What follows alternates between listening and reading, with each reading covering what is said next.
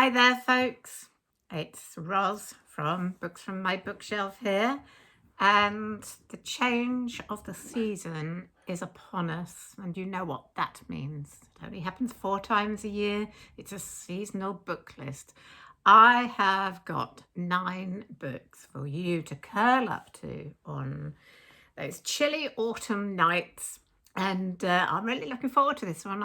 I'm quite pleased with the selection I've made for you for this list. So I'm just going to get right on with it. Oh, so where am I? Oh, I've lost my glasses. I've lost my glasses. Hang on. Found them. Hello, Tilly. So, yep, here we are. So Tilly has come to join us. Just before we get on with the books, we're going to say hello to Tilly. There we go. Now, as usual, I will list my books in order of publication. And we're going to start with the only book on my list that I actually don't have a copy of, although I have read it for sure. And it's a Jane Austen novel. And it's Persuasion. You're so sweet. Persuasion was Jane Austen's last completed novel, and it was published posthumously in, I think it was 1817 or 1818. I've lost my list now. All right, senior moment. I've put 1817 down here, which was the year she died as well. It's a lovely novel, Persuasion.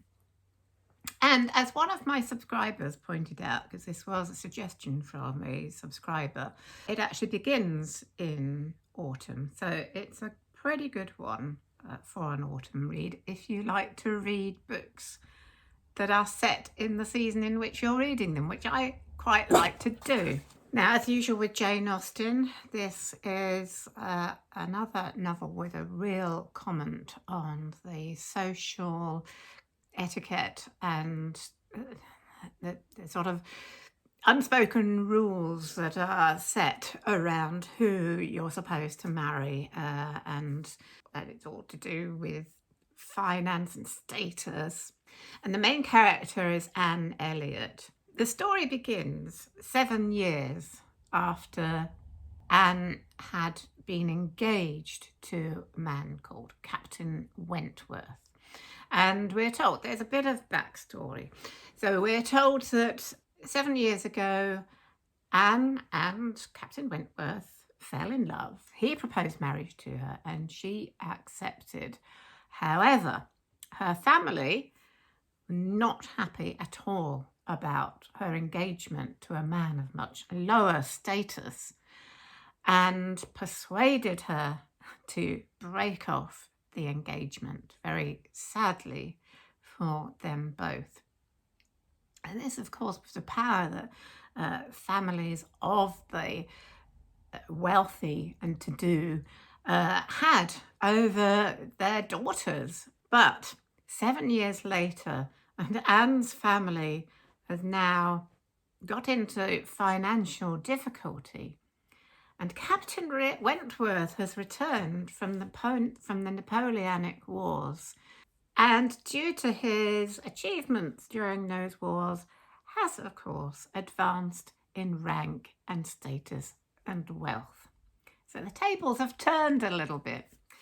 So now, 7 years later, Anne is still unmarried, and she goes to visit her younger sister Mary, who has married into wealth and fortune. While she is there, one of their guests is Captain Wentworth, and he arrives with some other people, and it is obvious that he is now looking out for somebody to marry.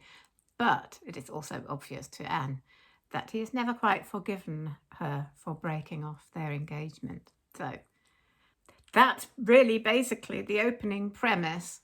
So that gives us a great introduction into this will they, won't they kind of setup, and goes through lots of family and friends and visits, etc., all those social niceties. It's a lovely book, actually. I think it's one of Jane Austen's best. I know we tend to think of Pride and Prejudice and Sense and Sensibility and Emma as kind of the big three, but I think Persuasion, it was her last book. She was at the height of her talent. So if you've never read Persuasion, definitely have a look at this one. A wonderful book to curl up with on a chilly autumn night. Now, my next book is another one that one of my subscribers suggested. And I'm really glad they did because, oh, please, come on, if you want to come up, come up. Come on then. Okay. Yes. So I am really glad that somebody suggested this one. So it's one of my favourite classic authors, if not the favourite. It's Charles Dickens. And my subscriber suggested either this one or Little Dorrit. And the reason I chose this one is because it's got one of my favourite openings of any Dickens novel, and it's very, very autumnal.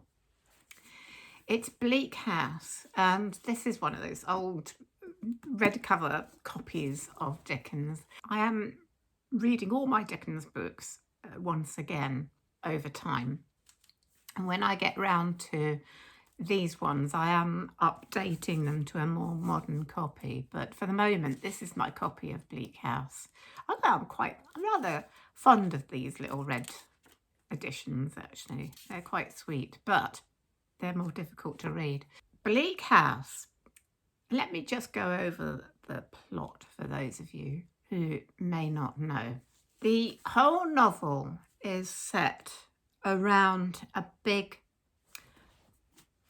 Court of Chancery probate case over a contested will, or rather very, very confusing because the testator seems to have left more than one will. So, of course, there's a huge controversy over this with one of the main characters, Lady Honoria Dedlock, being the beneficiary of one of the wills.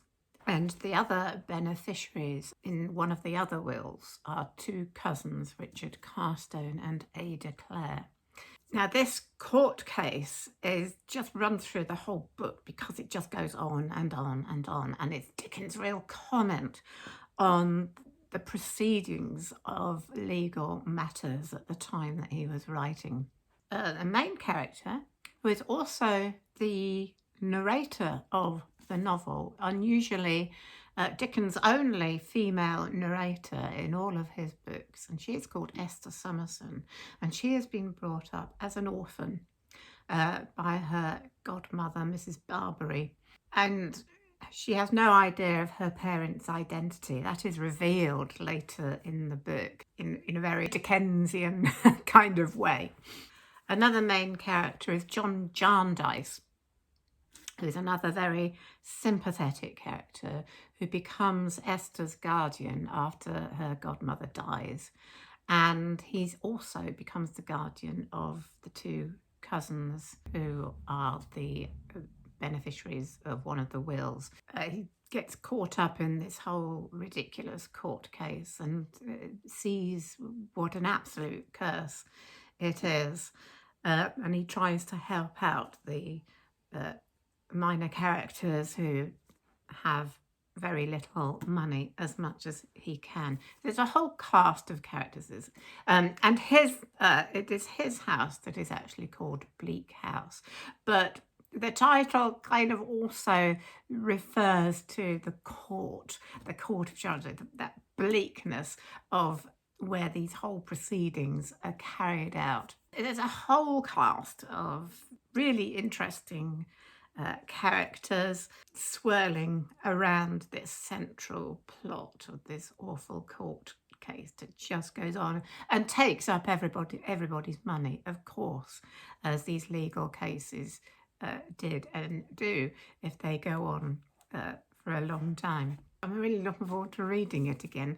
I've read this before to you, and as I said, it's got one of my favourite openings of all of Dickens' novels.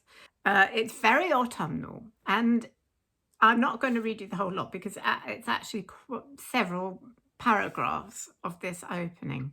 But I just want to show you the second paragraph in the book, because this idea of this fog is very symbolic of what happens in the whole of the book.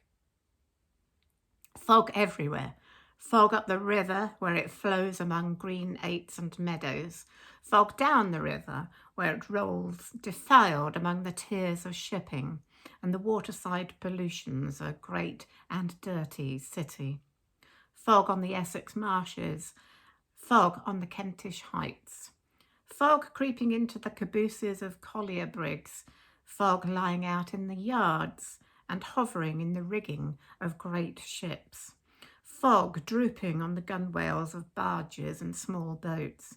Fog in the eyes and throats of ancient Greenwich pensioners, wheezing by the firesides of their wards. Fog in the stem and bowl of the afternoon pipe of the wrathful skipper down in his close cabin. Fog cruelly pinching the toes and fingers of his shivering little prentice boy on the deck. Chance people on the bridges peeping over the parapets into a nether sky of fog, with fog all around them, as if they were up in a balloon and hanging in the misty clouds.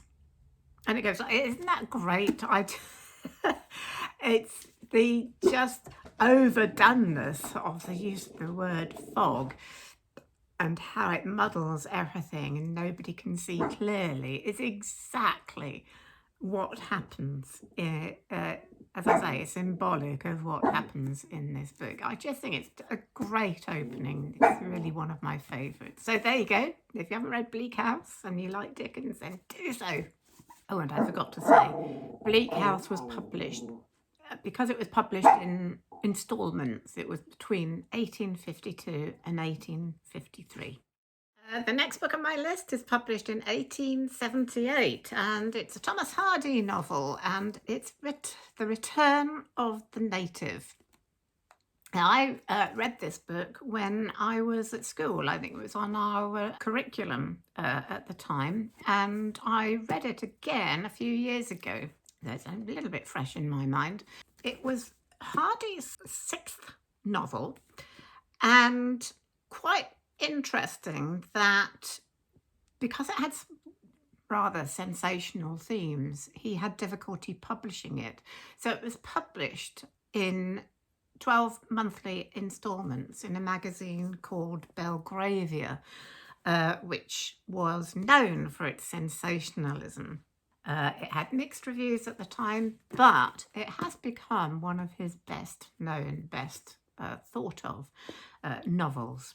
It opens in autumn, and in fact, in November, on the eve of Guy Fawkes Night, which of course here in England is the 5th of November, which is a traditional night where we have bonfires and let off fireworks, and it commemorates the overthrowing of a plot to blow up Parliament in the early 17th century.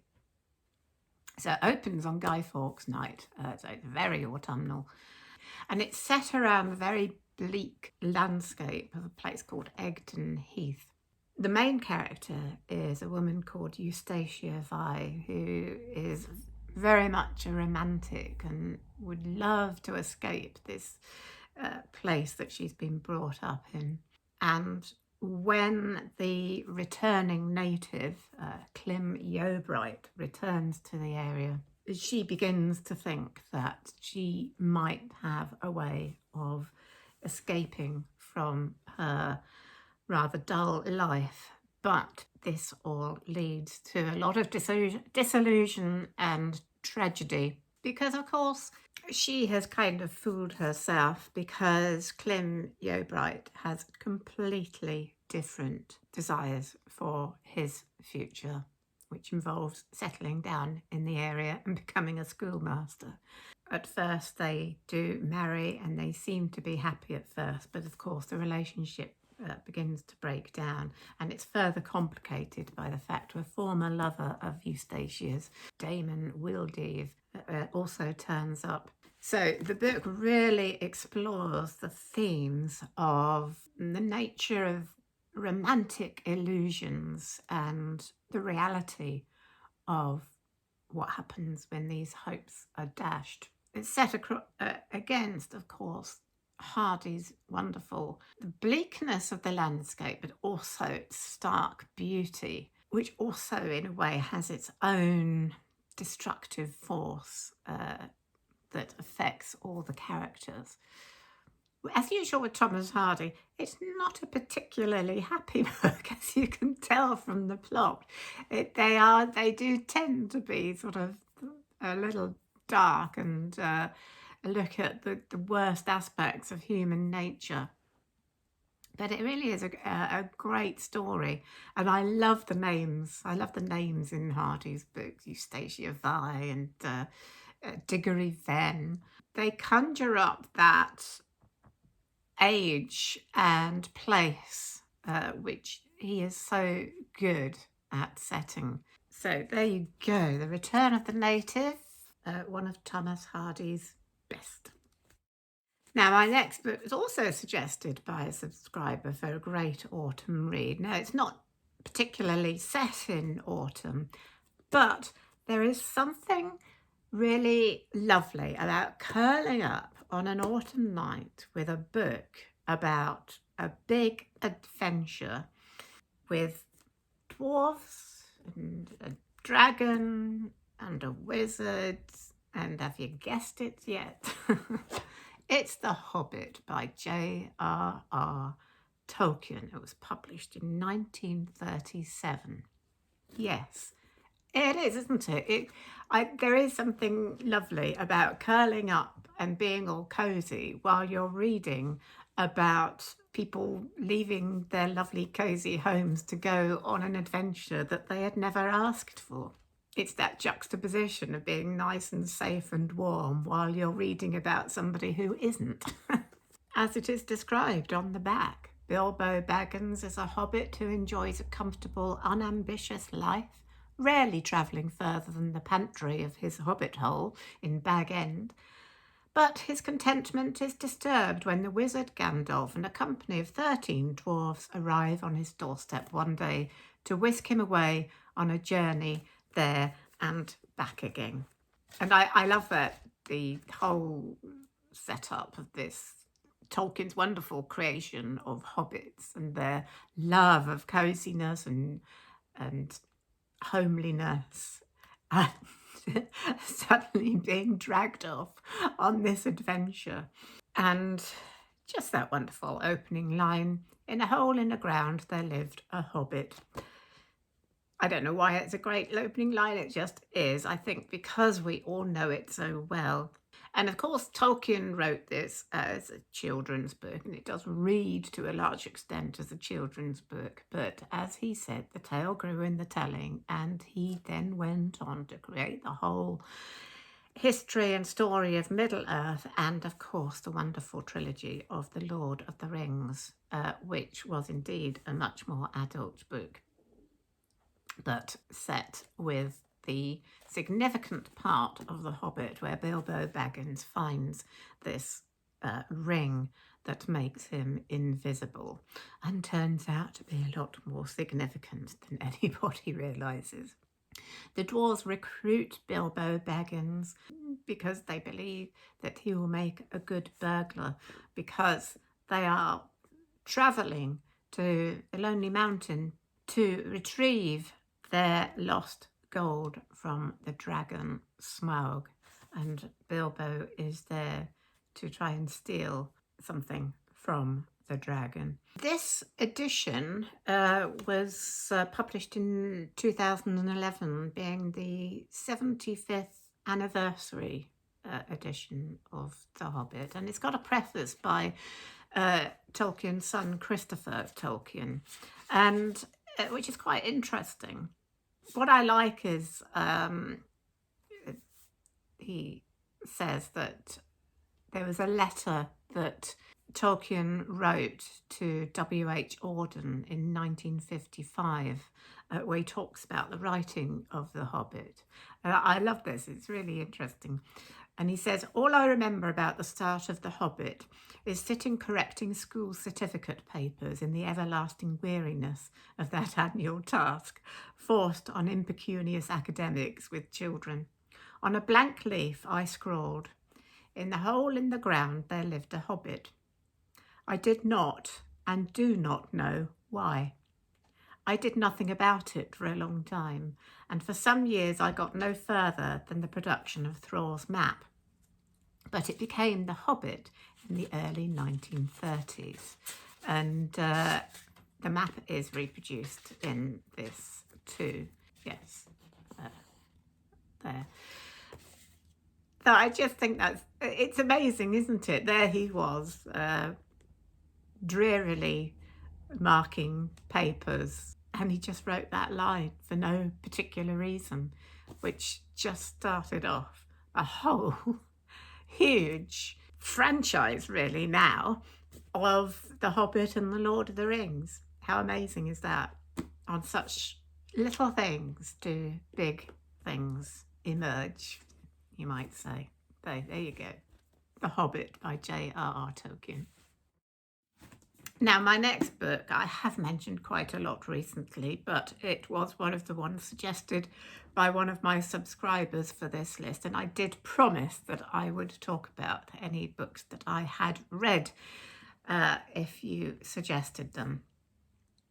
And this book is a much loved book. I know, it's Rebecca by Daphne du Maurier, and published in 1938. It's one of Daphne du Maurier's most loved novels, I think.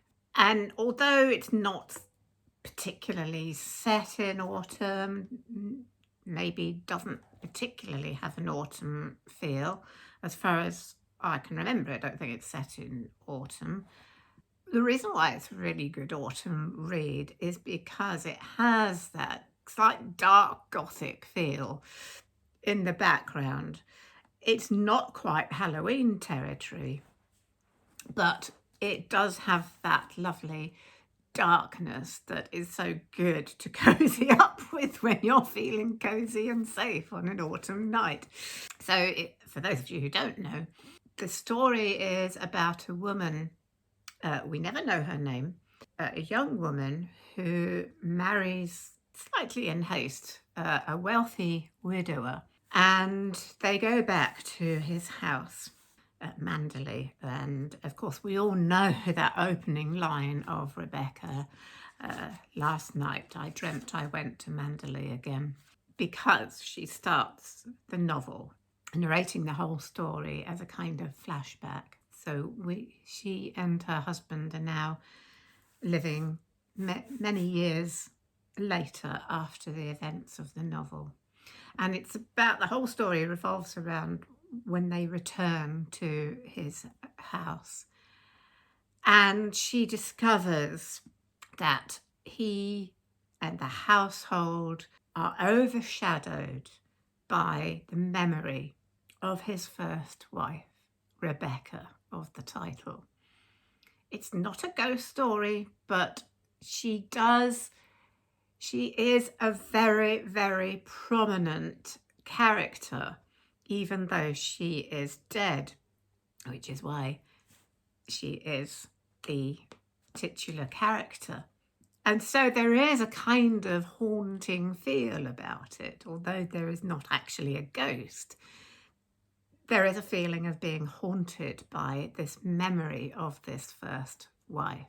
And the more the second Mrs. De Winter learns about Rebecca and the household, the more she feels completely overwhelmed and intimidated by the memory of his first wife.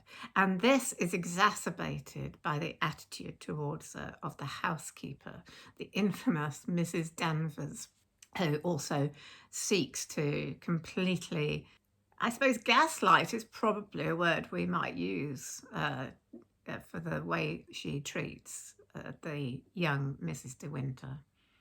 And it all leads up to a very thrilling outcome, because gradually we kind of discover that something happened that we don't really know until right at the very end. But there is a mystery surrounding Rebecca's demise. So as well as being this kind of gothic, dark story, it ends up being quite a thriller as well. It's a great read for an autumn night. It really is. And I read this years and years ago, and I've read it again since. And there was a wonderful television series, I think back in the 70s perhaps, with Anna Massey playing Mrs. Danvers. Joanne David played the second Mrs. De Winter.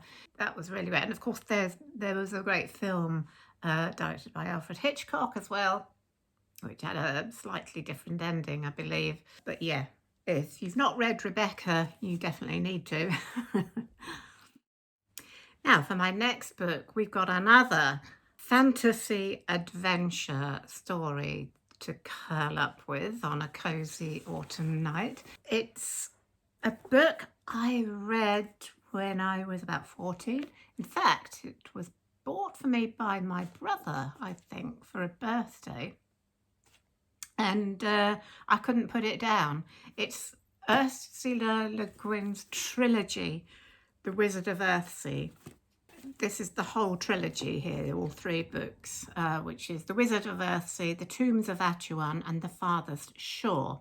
I love Ursula Le Guin's writing. She has such an amazing fantasy science fiction writer, and a great loss. She died a few years ago.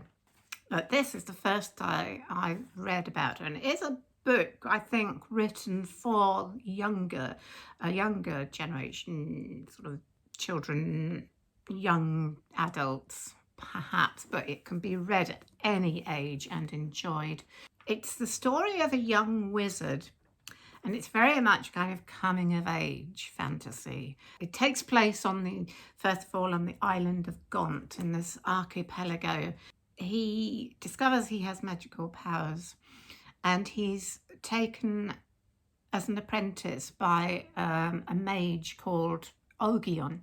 But the young wizard, whose name is Ged, or Junie, he has several names. At the beginning, he's called Junie. He, in that youthful way of arrogance and desire for great power and ambition, he uses a spell which is really beyond his powers, and he unleashes this dark creature, this shadow creature, on the world. And he himself is crippled by the power of this creature. And he discovers that this creature that he has unleashed is basically his inner darkness and pride, and he has to defeat it. But he not only has to go out into the world and face numerous tasks to defeat this creature, he also has to journey into his inner self. And that is why it's a coming of age book, because he has to really discover his true nature and achieve maturity and wholeness. So it's brilliant, and I remember I just loved reading it. In fact, I wouldn't mind reading this again. I think I might put it back into my TBR bookshelf.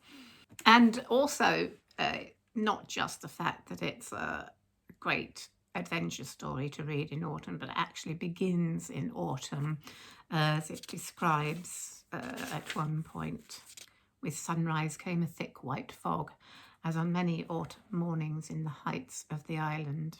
So yes, so it starts in autumn, and it's an adventure story to read in autumn. Now, if you've never read any Ursula Le Guin, this would be a really good place to start. But of course, she also wrote brilliant science fiction books for adults as well, including The Left Hand of Darkness, which is an amazing novel. I highly recommend this book.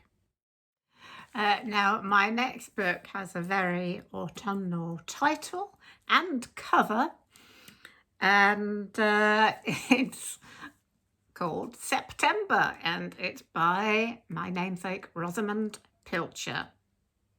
I know a lot of you have read Pilcher's other books, The Winter Solstice and The Shell Seekers, both very much loved. So if you haven't read September, then yes, this is another great one by Rosamunde Pilcher, published in 1990.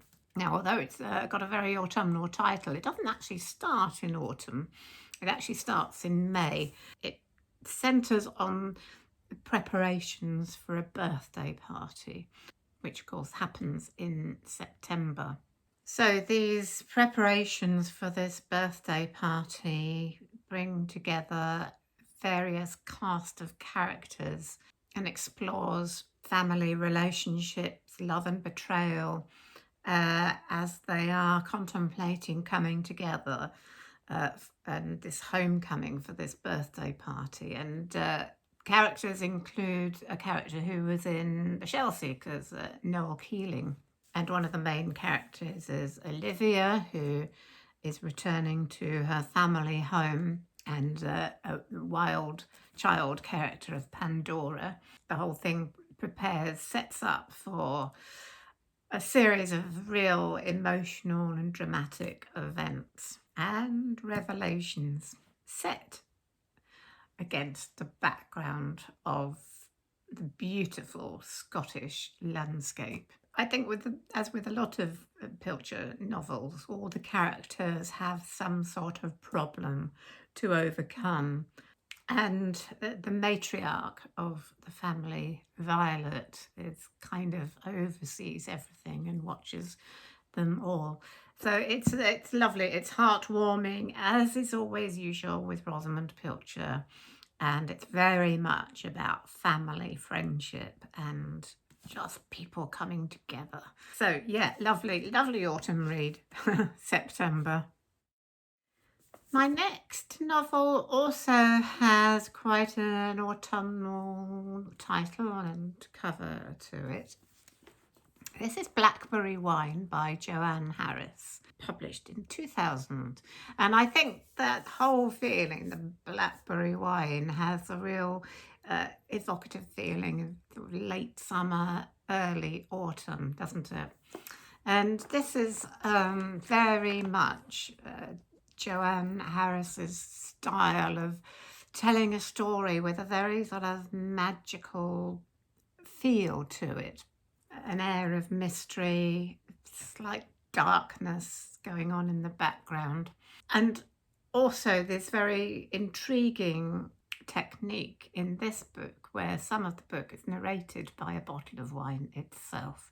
The story revolves around a young writer, J. Mackintosh, who writes pulp fiction but only has one real successful book to his name, and he's in a bit of a sort of downward spiral.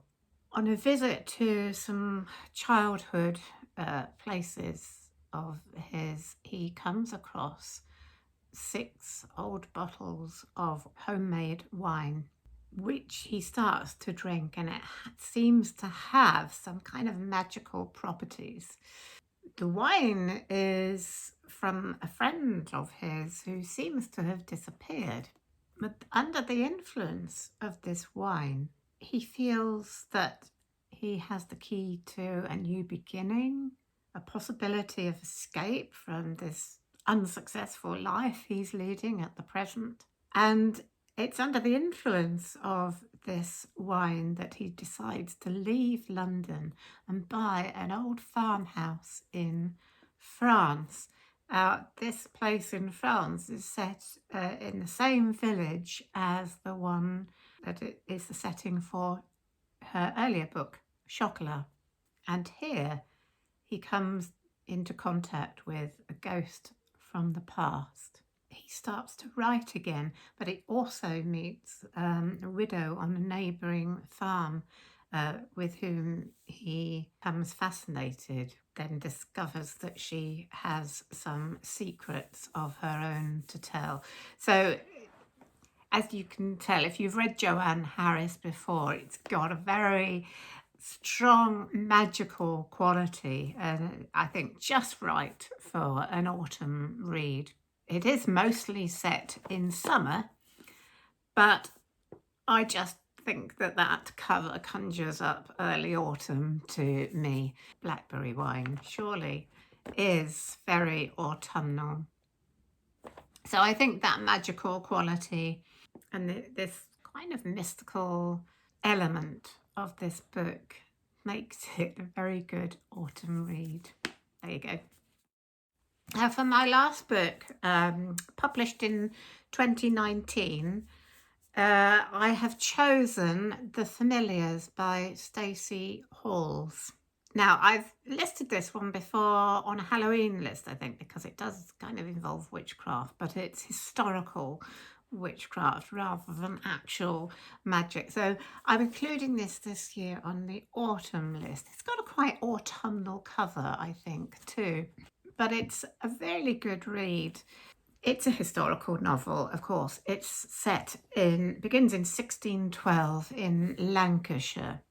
And the main character is a woman called Fleetwood Shuttleworth, a young, very young, married 17-year-old and pregnant for the 4th time.